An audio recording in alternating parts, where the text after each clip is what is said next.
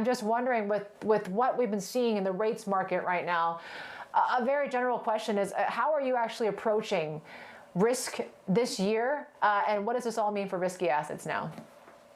Yeah, we are now seeing the policy divergence between the US and China. We expect the Federal Reserve will enter the rate hiking cycle. We expect 3 rate hike this year in March, June, and September.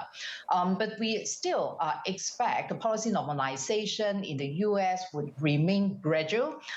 We don't think the Fed will turn overly aggressive given the lingering uncertainty surrounding the Omicron development.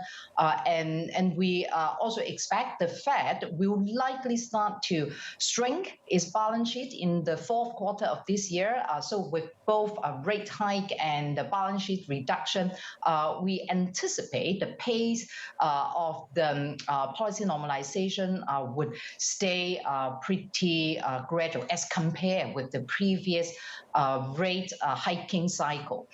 So we still stick with our risk-on investment strategy because the mid-cycle growth should remain healthy and pretty solid.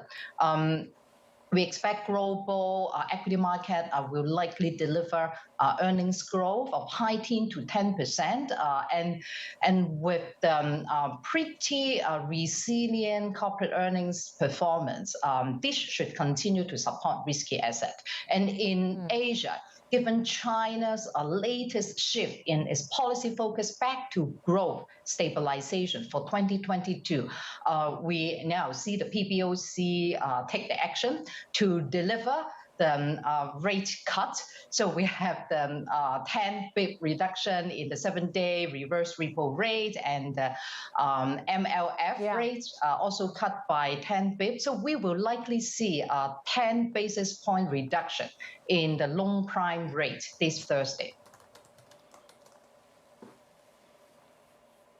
But you're still staying neutral in Chinese equities. Is there something that you think that's still missing, Fan?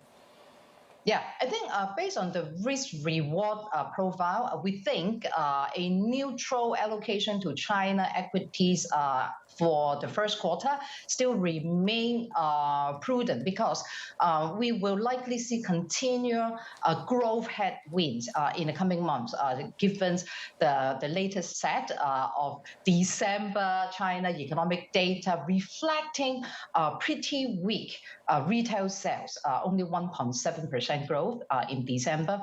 More importantly, we have seen sharper slowdown in the property market, with property investment actually staying flat, and the infrastructure investment also remain pretty weak.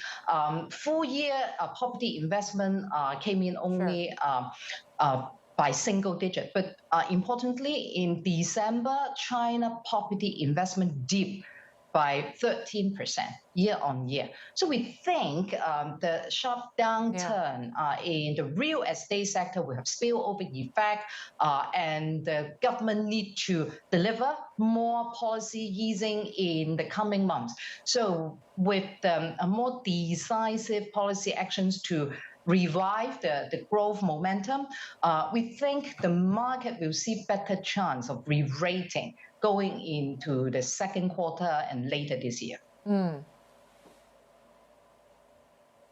what would that re-rating mean? Is it looking at some of these beaten down sectors like mega cap tech that seems to be not even so much a growth play, but a deep value play right now, or even getting into the riskier parts of the market like property? Or do you stick to some of these very stable kind of tailwind sort of sectors that focus more on the policy direction, like EVs, energy, for example? How do you see it?